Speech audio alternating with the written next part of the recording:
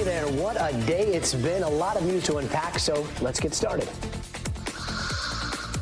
Luigi Mangione, the defendant, is charged with 1 count of murder in the first degree and 2 counts of murder in the second degree. A Manhattan grand jury handing down a pretty quick indictment for Luigi Mangione, but he is still being held in Pennsylvania. So what's about to happen now? Plus, there's this. We are being as open and as transparent with the American people as we can be. But did you hear that? Keywords there, as they can be. What does that actually mean? We're going to talk to a New Jersey mayor who says she is taking a very scientific approach to getting her own answers.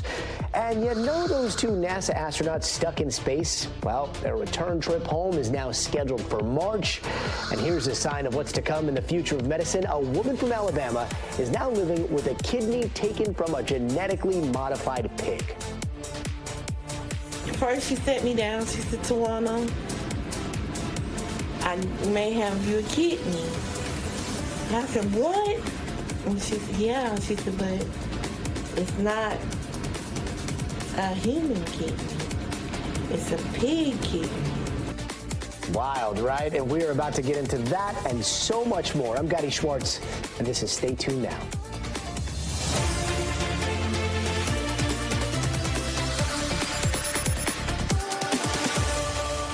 No big deal. That was basically the consensus on Capitol Hill today after a top-secret drone briefing. Watch this. Based on the information we have to date, that there's no imminent threat to public safety. They are not federal government operations to sniff radiation, gas, recovery, anything else. I'm satisfied with the answer. I think the FBI, the intelligence community, is taking this very seriously, is looking at every report, and to date, there's no evidence that there's anything nefarious going on here. All right, so those comments come in after a classified House intelligence briefing on drone sightings across the Northeast. Also today, top military officials dismissing theories about a secret military operation. Can you unequivocally say that none of the drones that are being spotted are DoD assets or something that's being tested within the Defense Department? Yes, they are not DoD assets. None of them are? To my knowledge, none of them are. All this is coming just a week away from Christmas Eve, and with air travel already picking up, NBC's Tom Costello leads us off with how the government is trying to keep the public calm ahead of the holidays. Heading into yet another record-breaking travel crush, the FAA is tonight reminding drone operators they must adhere to strict flight regulations. The FAA works every day to make sure everyone in the airspace operates together. Amid thousands of reported drone sightings and facing a loss of public confidence, a rare joint statement from the FBI, Homeland Security, DoD, and the FAA that most sightings are a combination of hobbyist drones and law enforcement drones, as well as fixed-wing aircraft, helicopters, and stars mistakenly reported as drones. We know that there's no national security threat. We know there's no public safety threat. Drones have exploded in popularity, more than 1 million registered across the country. Despite 2,000 drone flights every week over New York, the NYPD reports no suspect activity. But New Jersey Governor Murphy says states need more authority to deal with drones. It is extraordinary to me that a nation as great as ours has the deficiencies that we have now seen in living color as it relates to drone incursions. Commercial drones are used every day by emergency responders, utility crews, building and bridge inspectors, farmers, news crews, and cinematographers like Sizzle Media in New York. Drones are 100% critical in our business, and they will become very critical in many other industries that aren't even thinking about it. Tom Costello reporting, and joining us now is Christine Serrano-Glassner, the mayor of Minden Borough in New Jersey. Welcome. Thanks so much, Mayor, for being with us. I got to get your reaction to what you heard from lawmakers in the Pentagon today. What do you think? You know, this is what they have been saying to us for weeks. Remember, this started in the middle of November, and they've consistently said you have nothing to worry about. But when mayors were called down to Ewing, New Jersey, the state police headquarters, their message was a little bit different. They said to us, you know, we've been saying, oh, you've got nothing to worry about, but now we've decided we don't know if these things are carrying payload. And so maybe we do have something to worry about. What I know is that We've not gotten any answers. I do not believe that the federal government has actually sent people up here to come and try to identify these drones. I think that they're sitting down in Washington, or I know that we did hear yesterday on the phone from an FBI agent in Newark, but they're not necessarily coming out across the state and really looking. And we know what we're seeing. We know that we're not necessarily seeing stars. I do believe that maybe some people are seeing planes or stars, but not everybody. Just Saturday night, I saw 3 drones, huge drones, hovering for a long period of time. They were in sync, and then one of them started finally to move. It went on for minutes. And they were not helicopters. They were way too low to be helicopters, nor were they hobbyists or police department, because our police department here in Mendham Borough does not have any drones. So they're coming up with all of these excuses, but that's just not good enough for us, certainly not here in Mendham Borough. Yeah, it's so interesting to watch all this unfold. There's almost like the day side part of this, and then there's what happens at night in New Jersey. We've been talking to deputies out there. We've gone out right there along the coast, and again in New Jersey, we're hearing from law enforcement officials that there are things that seem to be coming in from over the water towards New Jersey, and then you're hearing the disconnect from Washington. I know that you have put together Skywatch Task Force up in Mendham there. Tell us about that. What is it? What's the goal here? What kind of equipment do you have? And what are you hoping to do? So after listening to this briefing last week, as I drove home, I said, it's obvious that the government needs our help. Every town should be providing whatever kind of data they have. And I said, we've got to be logical and scientific about this. So I called a meeting in our town. I had a whole lot of folks come out for it. And then people that really are experts in their area came together and said, you know what, let's do this. And so we're going to have our first couple of stakeouts. Our goal is to get a really clear picture of one of these. We've asked everybody who's participating to download some kind of a plane identifying app. Mm-hmm. That tells you, because if you shine this on something that's a drone, it doesn't come up as a plane. It comes up as no information at all. We're using a heat sensor camera. We've got a specialist in that area, because that really can identify things that are flying around at night. That's special camera for nighttime photos. We have somebody with a hobby drone, not that we want to follow these things, but we would like to get a better picture from much higher up.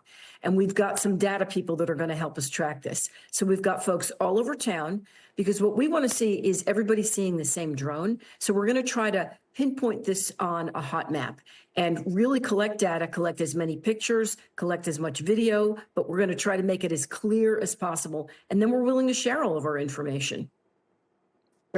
So this is your local town coming together to try to piece together this mystery. Is anybody getting paid? Is this a volunteer organization? Because it does seem like there are a lot of people on the government payroll whose jobs are supposed to be this, right? We are definitely not getting paid. We are all volunteers because we care about our community and we care about New Jersey. And if this is nothing, if they're just commercial drones, then we're going to say, okay, well, this is what we found. Oh, I should have mentioned, we're also working with folks that are pilots that can take a look at our information before we even send it down to the state and let us know what they think it is. Our goal is to be as helpful as we can and to protect our town, because they've been over for almost a month now, mapping our town out, and we want to know what kind of data they have, and we want to know what they plan on using that data for. These are not just folks that are, coming here just for fun. And if it was somebody from town, we would know that. They would have come out and said as such. Are you concerned about, the viral nature of people putting up a drone and trying to get views and trying to make money online from those things going viral? Have you seen any of that? I haven't seen that at all, not personally. And us putting this drone up is really not, it's not to cause any confusion or problems in the sky. It's only going to go up, 100 feet, 200 feet, just so we can get a little bit closer and see if we can get a clearer picture with that. Again, we're trying to be very, very scientific about this and log all of our information and be as accurate as we can be. So that way, when we share it, we can say to people, look, we took this really seriously and we're just trying to help. We're trying to really identify what it is that's going on. And Mayor, just for context, I mean, the DOD has confirmed sightings over 2 New Jersey military installations, and that's caused a lot of confusion, too. One of those is near Minden. Does that tell you about anything? Tell you anything about these drones? Well, I think they're all over. We've seen these drones over our reservoir. We've seen them. You know, we were having our town meeting last week and folks came out of the meeting and somebody came running back in and said, there's a very low drone over this building right now. And I said, well, you know, maybe they saw our notice about the meeting. Picatinny Arsenal is not that far from us. So, you know, it could be the same drones. We don't know. But when you see 3 of them coordinated and fairly low, you know something else is going on. Mayor, really appreciate you taking the time, and we're hoping to check back with you to see what some of those results are. Quite a way to spend the holidays with the community coming together to try to solve this mystery. But Mayor, thank you so much. Thank you. And over in New York, Luigi Mangione was just indicted by a Manhattan grand jury on first-degree murder as an act of terrorism for allegedly killing the United Healthcare CEO. He's also facing second-degree murder charges on top of a bunch of other counts for having a 3D printed gun. Right now, Mangione is still being held in Pennsylvania, where he was found by police, but that might change soon. NBC News correspondent Stephanie Goss joins us now. Steph, can you break down these charges for us and the terrorism element in all of this? Yeah, sure. I mean, it's notable, Gadi, because he has 11 charges, and this stuck out to us the second we saw him. The most serious of those charges is murder in the first degree, the furtherance of terrorism. But he also faces a couple second-degree murder charges that also mention terror, and you're probably wondering, why is terror included in these charges? Well, this is what District Attorney Alvin Bragg had to say in the press conference today. In its most basic terms, this was a killing that was intended to evoke terror. And we've seen that reaction. In the middle of Midtown, the beginning of a busy day, tourists, commuters, business people, the intent was to sow terror. And what we've seen, Gadi, is that it has to some degree. We've heard about CEOs and other healthcare companies getting more security, maybe taking online profiles down. You also had the police commissioner in that press conference talking about, in her words, the ghoulishly plastered posters that were put around New York City targeting CEOs. And it was a kind of contagion from this violent act, Gadi. And when it comes to possible extradition, when can he be expected back in New York? Well, it all could happen pretty quickly, according to our sources. Now, he has a hearing, an extradition hearing scheduled here in this courthouse on Thursday. One of our sources familiar with the case says he plans to actually waive that hearing, which means he could be extradited and back in New York City the same day, Gadi. Wow. Stephanie Goss, thank you. And flags are flying at half-staff today all across Wisconsin after that school shooting in Madison yesterday that killed 1 teacher and 1 student, while police are saying the shooter was a 15-year-old girl and she killed herself after the rampage. They're still looking into a motive, while 6 victims are in the hospital tonight, 2 of them kids fighting for their lives. NBC's Shaq Brewster is in Madison now at a memorial for the victims. Hey there, Shaq. It's such an absolute horrific loss for the community. I see people gathering behind you there. How are they coming together tonight? Yeah, you can see people behind me, Gadi, many of them having candles in their hand. I'm sure you hear the music that's playing right now. I'll tell you, by the stage, there are 3 crosses there, and people are laying down flowers to honor the victims and honor those who were lost in this shooting. And, of course, think about those who are still recovering from this. We know 2 people, as you mentioned, are still in the hospital with life-threatening injuries, and those people are top of mind for so many people who are coming out to one of the many vigils that are taking place across the area. And Gadi, when I'm talking to people here in this city, one thing that is striking to me is just how heartbroken they are, but how many people are also connected to what happened at that school. I want you to listen to a conversation that I had with the father of an 11th grader at that school who was in the school during the shooting. She said her class was right down the hallway from where those shots rang out. I want you to listen to how her father is now processing this and what he's thinking about at this point. Nobody knows the heart of a person, except, their creator. So, as much as they can find and or speculate, it's kind of immaterial in one sense. It's how we build from here, how we heal from this time as a community. He told me that although he knew fairly quickly that his daughter was okay, he said that it took 6 hours for him to be reunified with her, to be able to essentially hug her again. And he said that she's someone who's not usually emotional, but she was someone who gave him a big hug when that moment finally came. And Gadi, I should also note that as the community is trying to grieve, we do know at many schools, according to police across the area in the Madison school district, they received false threats, calls of false threats to some of those schools, causing temporary lockdowns or shutdowns for some of those districts. You just get a sense of the compounding impact that this is having for so many people in this community, Gadi. Yeah, for that community to have to deal with swatting while they're struggling with coming to terms with what happened there, it's just unimaginable. Do we know how she got a gun?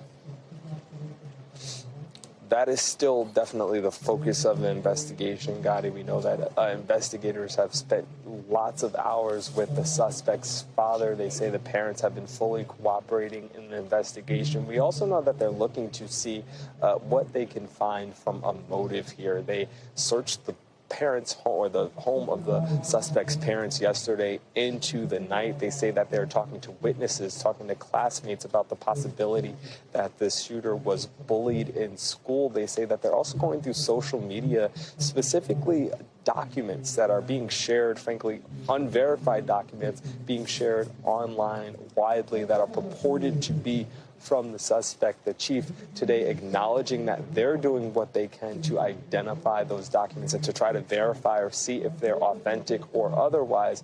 But that's all part of the investigation as they try to figure out what caused this, how that shooter got access to the weapon, and why this happened just yesterday, Gadi.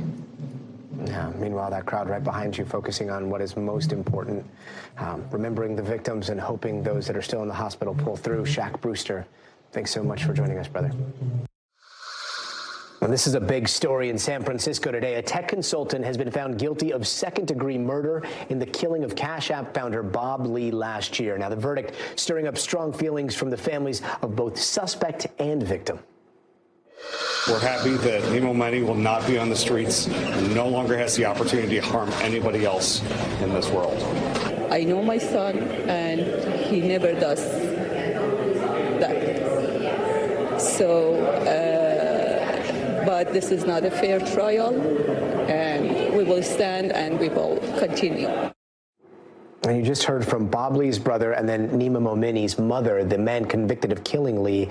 This is a case that shook up San Francisco's tech community when Lee was found bleeding to death from stab wounds in April 2023. Part of it caught on video that the Daily Mail has that shows Lee looking back for help moments after the attack. The case has sparked fears of rising street crime out there in San Francisco. And until Momini's arrest, the argument was that this may have been about a personal beef over Momini's sister. Momini says he acted in self-defense after Lee pulled a knife on him. NBC's Steve Patterson joins us now. Steve, so second-degree murder, but not first. Why the downgrade, if you will? So this was a sprawling case, first of all. Gadi, 21 days, 7 weeks, 7 days of deliberation. Jurors were seen in the hallway, some of them crying. So we know this was a contentious deliberation. The judge gave them instructions to decide on that first-degree murder charge or to bump it down to a lesser charge. The issue is that they had to unanimously agree on that first-degree murder charge. Obviously, they didn't, and so they were looking at other options: second-degree murder, manslaughter, accidental, voluntary manslaughter, involuntary manslaughter. All of these may have been discussed during the course of those deliberations, which is why it took so much time. They did arrive, again, at second-degree murder, so it's a crime of passion instead of one of planning. As mentioned, there may have been this dispute over Momini's sister. Momini, according to prosecutors, the motive is that Momini was upset because Lee introduced his sister to a drug dealer who may have drugged her and sexually abused her. The defense maintained that this was a crime of passion, that Lee actually attacked Momeney, that he was acting in self-defense. And of course, that's where the dispute was. They arrived somewhere in the middle, but certainly more toward the prosecution's end with that second-degree murder conviction. But yeah, go ahead. And when we just heard Momeney's mom say that she doesn't think that this was a fair trial, right? This isn't over for her. What could happen next? It's not over for her. It's not over for the defense team. We know that they are going to push for more litigation in this, that there will be an appeal. Momeney's mother, in that soundbite that you heard, mentioned that she would like to push for more. So, of course, they inevitably will. Sentencing, though, is next January 10th. He's facing still, despite the fact that it's now second-degree murder, 16 to life behind bars. So, obviously, a very serious offense, very serious sentencing guidelines. Yeah, we'll continue to follow this. Steve Patterson, thank you. Yeah. Yeah, and it looks like President-elect Donald Trump isn't done suing press organizations before he takes office. He is now suing the Des Moines Register newspaper for running a poll right before the election, which showed Vice President Kamala Harris leading in the race. Now, that was published on November 2nd, and it had Harris up by 3 points. Now, Trump and his team are claiming that this was a doctored Harris poll. Trump is also suing the pollster, her polling firm, and the newspaper's parent company. Let's break it down with NBC's Von Hilliard. Von, today, it's a newspaper and a pollster. Before this, it was ABC News. What are we starting to see here? Right. This really calls into question, Gadi, to what extent does Donald Trump seek to use these civil lawsuits to go after other publications? The Des Moines Register and Gannett newspapers is now at the center of this lawsuit here over the poll that was released by Ann Selzer, the longtime pollster out of Iowa. Donald Trump is now making the case that it amounted to fraud under Iowa state law. I want to let you listen to his remarks on this from Mar-a-Lago about why he's filing this lawsuit. And I feel I have to do this. I shouldn't really be the one to do it. It should have been the Justice Department or somebody else, but I have to do it. It costs a lot of money to do it, but we have to straighten out the press. Our press is very corrupt. Of course, the Department of Justice is not an arm that would follow civil lawsuits on behalf of Donald Trump.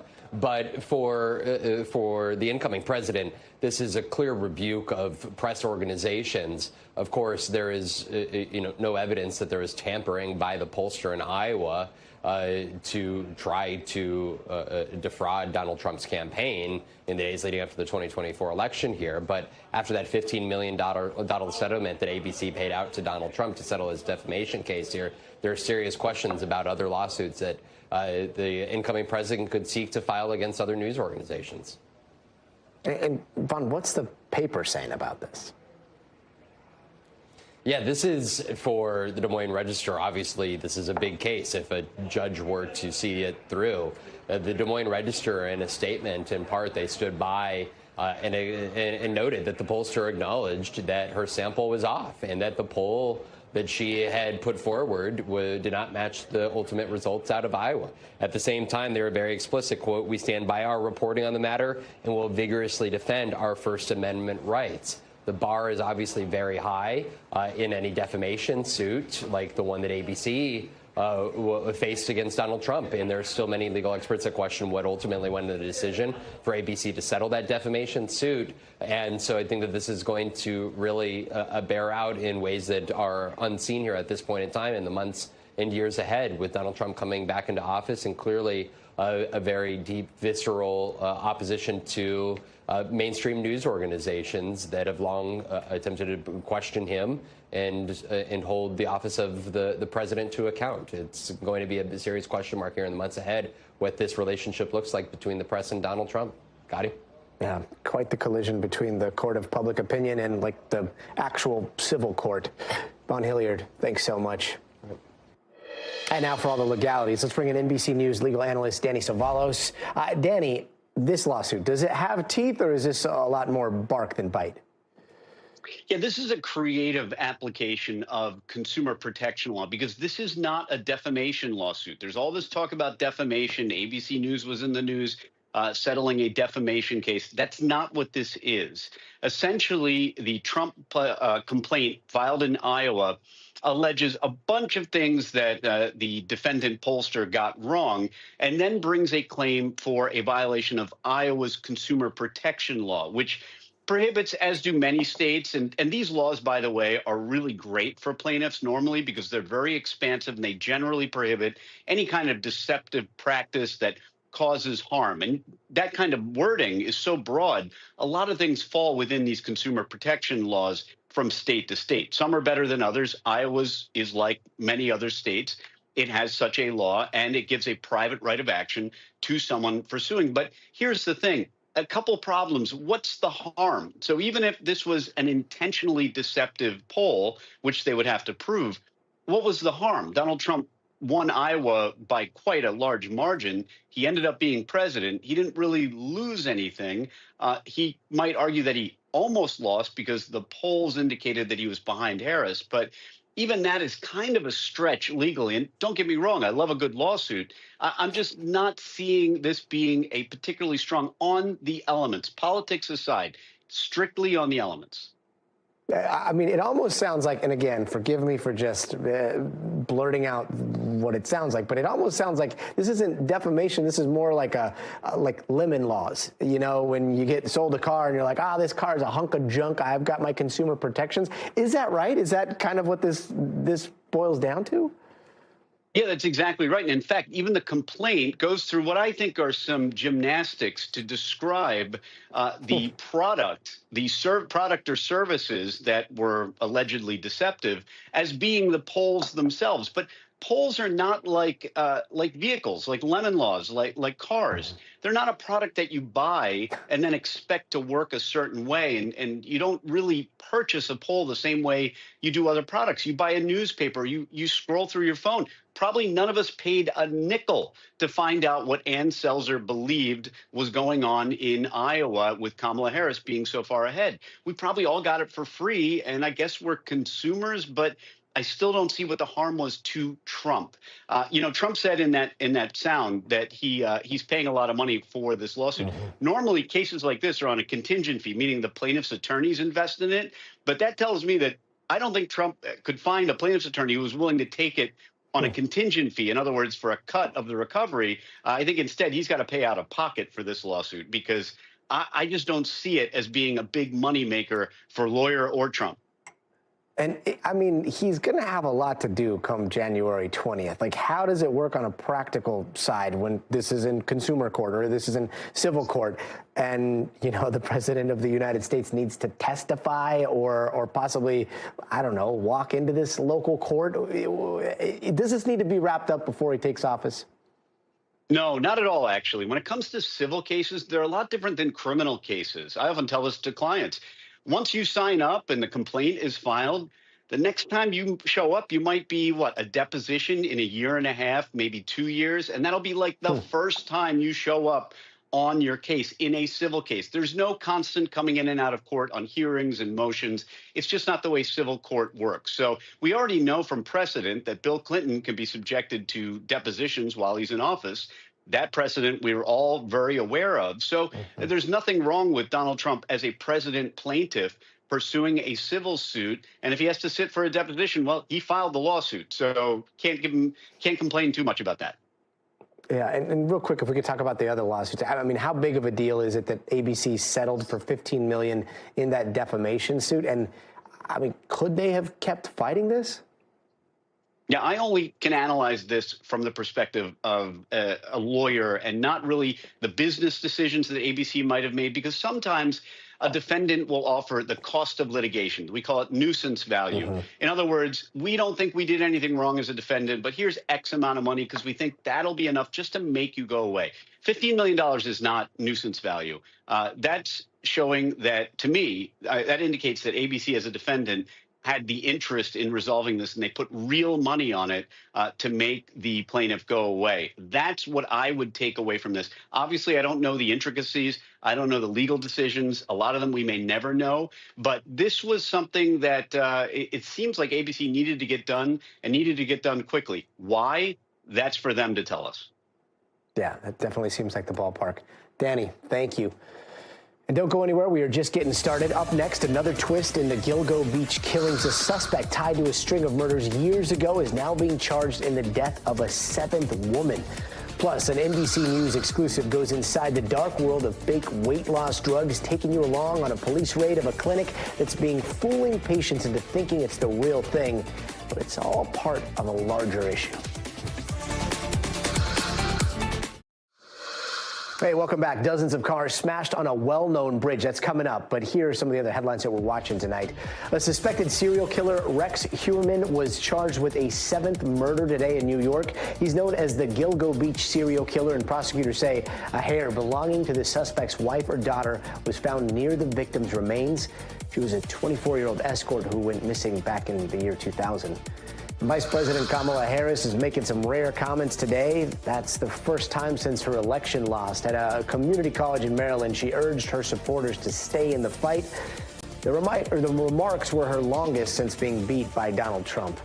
And the woman charged as a stowaway, the one on that flight, well, she just got arrested again. And police in New York caught her this time at the Canadian border. She cut off her ankle monitor after taking a bus up to Buffalo. Now, last month, she somehow flew from Paris to New York without a ticket, so now she's back in federal custody. And 2 men have been arrested in connection with a drone strike in Jordan that killed 3 U.S. service members almost a year ago. Now, one of the men is a dual Iranian-American citizen. Federal officials say that drone navigation technology was supplied to the Iranian government. And a former FBI informant pleaded guilty to making false accusations and allegations about the Biden family. He admitted to giving false information to the feds about Joe and Hunter Biden before the 2020 election. He was indicted earlier this year after claiming officials from a Ukrainian energy company hired Hunter and paid the Bidens in bribes. He's facing 4 to 6 years in jail. And now to some breaking news out of New Orleans. Chaotic scenes after a massive pileup on the Causeway Bridge. Take a look at this. We are talking like 50 cars, trucks, even tractor trailers. It's all being blamed on some pretty heavy fog. You can see it in that video there. Our NBC affiliate says 33 people had to be taken to nearby hospitals. Dozens of drivers were stranded on that bridge for hours before being rescued. And if you didn't know, this is the longest bridge over water in the entire world. As of tonight, it is finally back open. And turning now to an NBC News exclusive, weight loss drugs like Ozempic are all the rage, and with all that high demand comes scammers trying to cash in on the craze, leading to an explosion of fake drugs being sold online, and patients have no idea. NBC's Aaron McLaughlin takes us inside the raid of one clinic that's been months in the making. The West Tennessee Drug Task Force is used to taking down hardened criminals, but this is a first. Police department, search warrant. Today's target, a single mom believed to be selling black market weight loss drugs. What investigators say they find inside is shocking. 330 vials labeled semaglutide and tirzepatide, as well as several drugs yet to be approved by the FDA. John Carter is the director of the task force. She's mixing them here? Yes. How is she doing that? She's getting them in a powder base, and then she's making them into a liquid base, and then selling them. NBC News was granted exclusive access to the raid, the culmination of a 2-month-long criminal investigation sparked by public complaints that 41-year-old Emily Arnold was selling suspiciously cheap weight loss drugs online. Have you been selling counterfeit weight loss drugs? Anything you'd like to say? Drugs that cost $1,000 were listed for less than $200. We've made several undercover buys. She mixed it all for us into syringes. We sent those off for testing. They tested for nothing on the first one. So she was selling nothing? Nothing. $185 worth of nothing.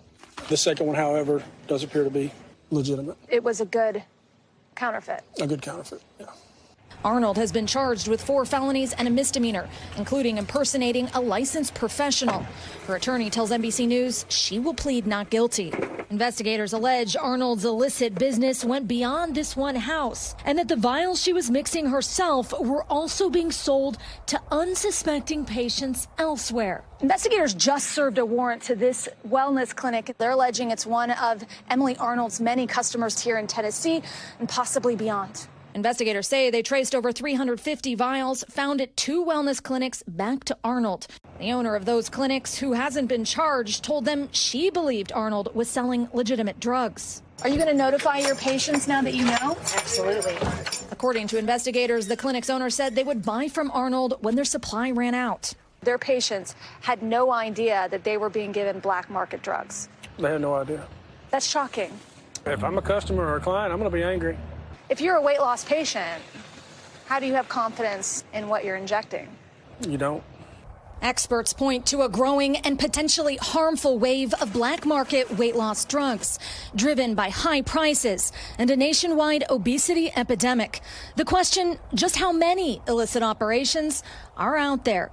Aaron McLaughlin, NBC News, Medina, Tennessee.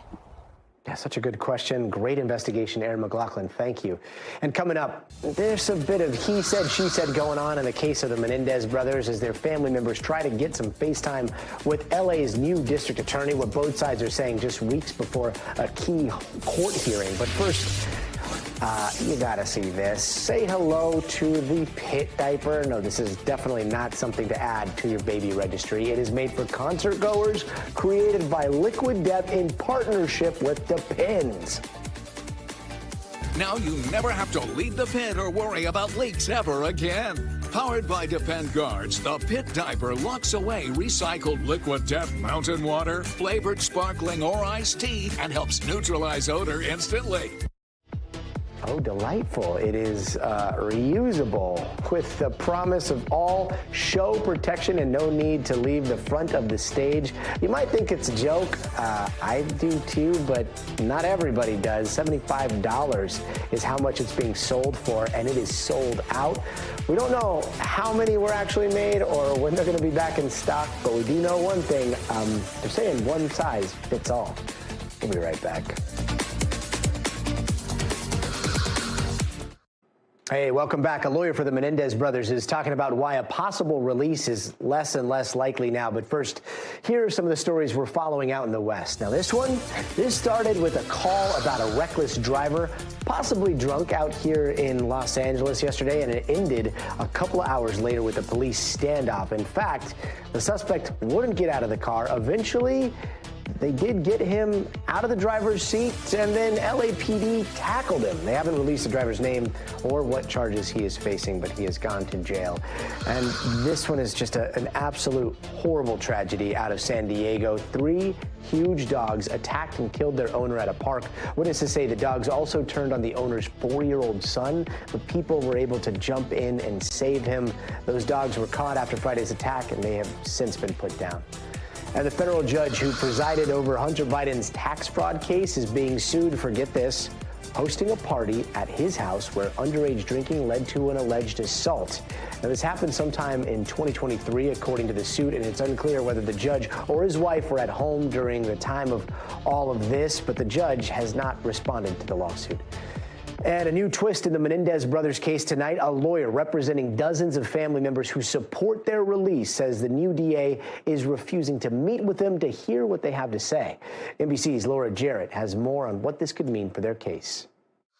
Get the job done. As LA's new district attorney prepares to weigh in on whether Lyle and Eric Menendez should walk free, an attorney representing 24 of their family members is now speaking out. All the family wants is an opportunity to express what they've seen, that these brothers have been rehabilitated, the incredible things they've done in prison. Brian Friedman represents a group who want to see the brothers resentenced after spending more than 30 years behind bars for killing their parents in their Beverly Hills home. Friedman now raising concerns the DA isn't getting the full story. He actually made the representation that he had invited the family members, all of the family members, to speak with him or meet with him. And that's just simply not true. DA Nathan Hochman denying he's made up his mind about the brothers' case, sitting down days before in an exclusive interview with Lester Holt, saying he's reviewing the evidence and speaking to all sides before making any final recommendation ahead of that key court hearing next month, where a judge could resentence the brothers, making them eligible for parole. I've invited the victim family members that if they want to speak with me, I will speak with them. The goal in this case is to get the right result. Eric, we did it! The brothers' claims of abuse at the hands of their father and neglect by their mother back in the spotlight with recent series and documentaries, something Hochman says shouldn't be the deciding factor. Have you thought about what message it would send if you were to endorse resentencing in this case? It's not so much a message, but a precedent, because the precedent of whatever we do in this case will apply to future cases that we deal with requests for resentencing. We have to be consistent. Laura Jarrett reporting. Laura, thank you. And coming up, one of Russia's top generals is killed in a bomb explosion caught on camera, and Ukraine is claiming it was all they're doing. The latest on that conflict coming up. Hey, welcome back. Let's take a quick look around the world. 12 people were found dead at a popular ski resort in the country of Georgia. Now, police are calling it carbon monoxide poisoning, and the building had lost power, and a generator was turned on at some point, but an investigation into exactly what happened is still ongoing. And a magnitude 7.3 earthquake rocking a small island off the coast of Australia.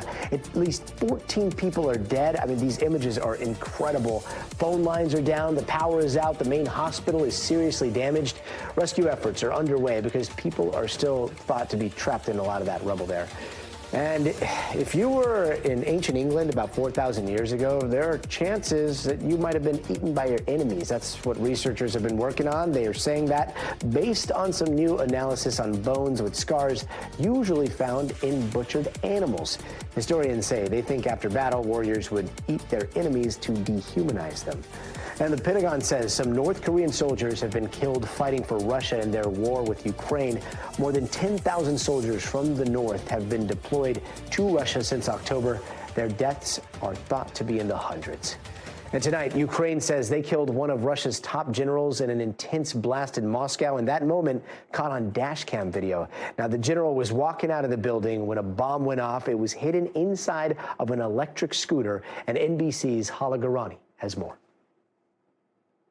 The assassination of Igor Kirillov, the 54-year-old lieutenant general in the heart of Moscow, bringing the war in Ukraine to the Russian capital.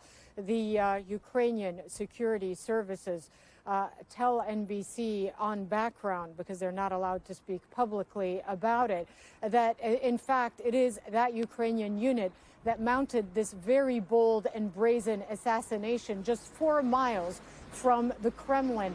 According to press reports inside of Russia, it was an e-scooter that was mounted with explosives. We understand not a big amount, 300 or 400 grams of TNT. And shortly after 6 a.m. local time is when Igor Kirillov and one of his aides were killed, it appears, quite instantly after the detonation of that explosive device. The big question is, how did the Ukrainian security service mount this attack? It appears as though there was some sort of remote-controlled detonation, which would suggest that somebody was close to the location of the attack, or that in some way they were able to hack inside the CCTV network that was in or around that building. An electric scooter. Hala, thank you. And before we go, it is time for the future of everything, and there is another pig kidney transplant for the history books. This time, a woman from Alabama becomes the third person in the country to undergo that groundbreaking procedure, as doctors are hoping to make this more common. I want everybody to see it can be done. You got to do your part. Because if you good to your body gonna be good to you.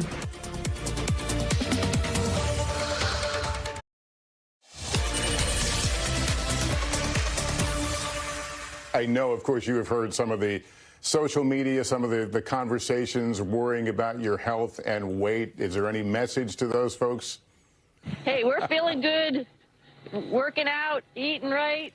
It's just awesome, you know, and we have a lot of fun up here, too. So, you know, people are worried about us. Really, don't worry about us.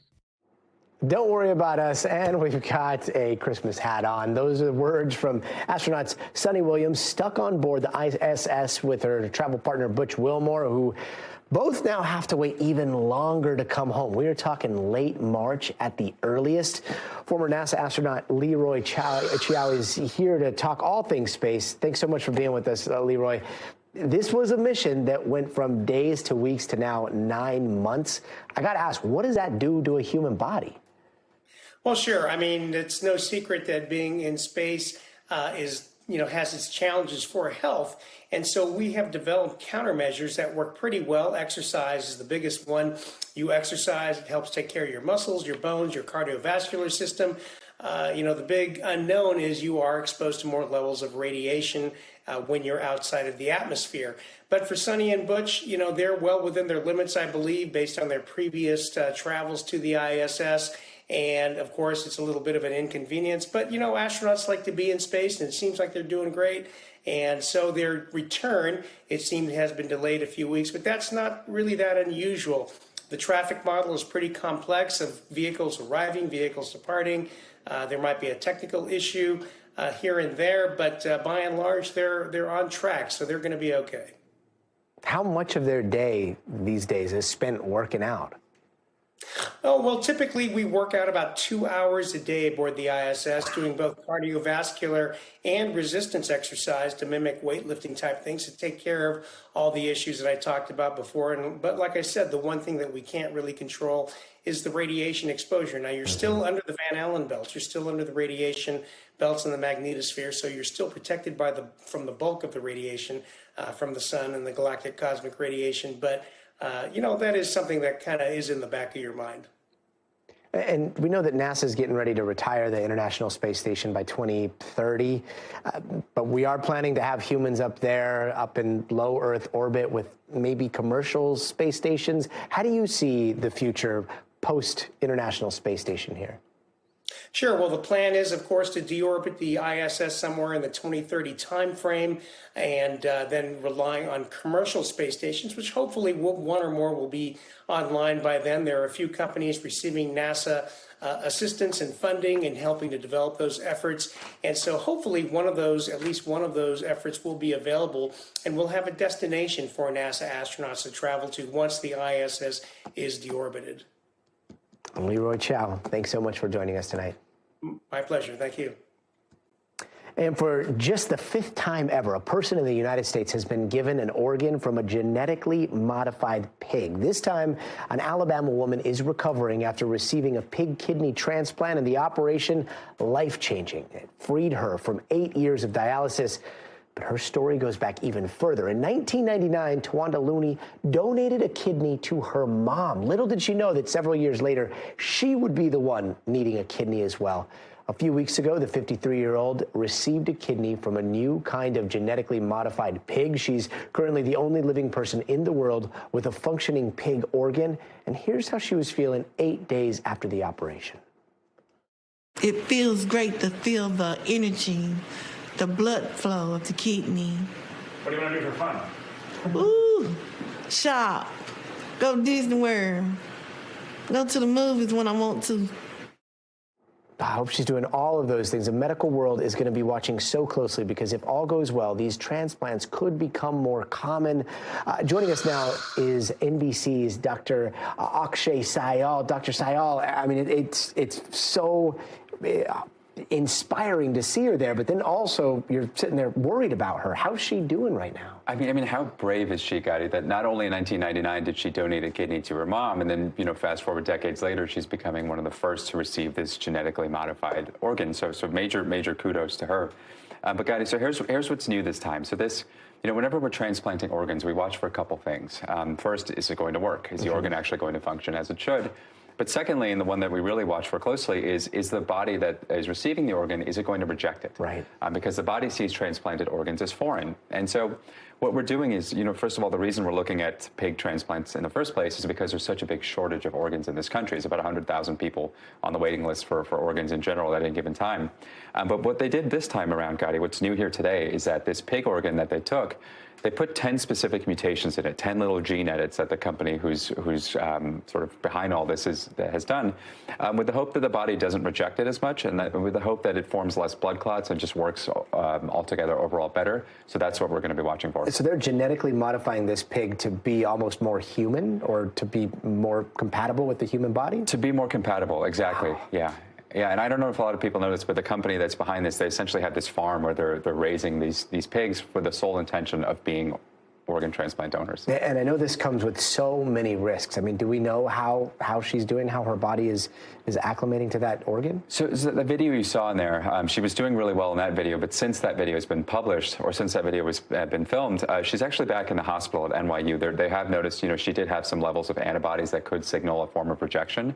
So they're giving her some IV medicine, and they're monitoring her closely to see. But it is a little bit early to see how this will do in the long run. But Gadi, you may remember a few months ago we talked about another pig transplant. Right. What's different here today is that this patient is actually healthier to begin with. So we're hopeful that this actually does better than the last one. And if this is a success, what do we see next? Clinical trials. So what we're seeing now is under the FDA's compassionate use program, which means that patients who have no other options are allowed in certain circumstances to try experimental treatments. That's not really the best way to know if this will work for long term, right, for more people. So what we really need is a large clinical trial, because one thing we worry about with transplanting organs from another species is, are we going to be transplanting viruses and bacteria that don't affect us typically, affect other species, but once we transplant their organs, could we be at risk for those? So when we go from what we have now with the compassionate use to clinical trials, like how many people are we talking here? Because, I mean, the fact that we do a story about this, 1 person, 2 people, 5 people now, it seems like such a big deal. But clinical trials and a whole lot of genetically modified pigs, that's a whole other story. It's a whole other story. It's going to take dozens or hundreds of people. The company hasn't yet said how many people they're going to be enrolling in the trial, but 100,000 people in this country waiting for an organ. There's going to be a lot of people looking forward to this. And these genetically modified pigs, is it just kidneys, or are we looking beyond the kidney here? Beyond kidneys. So kidneys, Gadi, in this country, kidneys are the organ that's most in demand, if you will. Most of the people waiting for an organ are actually waiting for a kidney. It's because high blood pressure, uncontrolled blood sugar can damage the kidney, and so much of this country has that. So that's why you tend to see a lot of those problems. But another organ I think we're really looking forward to is heart transplantation from pigs as well. So no, it's not just kidneys here. And are all of their organs, or a lot of their organs, just the same size, same weight, the same function as what we have? Same size, weight, and similar enough genetically to where there's enough reason to try it. It's obviously not a perfect match, or we wouldn't be having these rare sort of cases, but it is close enough that where doctors are able to just make little gene mutation edits like we're seeing today, and actually have it process and work in a human body, which is amazing. Incredible that we can edit the genetics like that with pigs. It boggles the mind as to where things can go next. Dr. Akshay Syal, thanks for breaking it down for us tonight. Anytime. And that's going to do it for us tonight. I'm Gadi Schwartz. We'll see you here tomorrow, but until then, stay tuned now. Thanks for watching. Stay updated about breaking news and top stories on the NBC News app, or follow us on social media.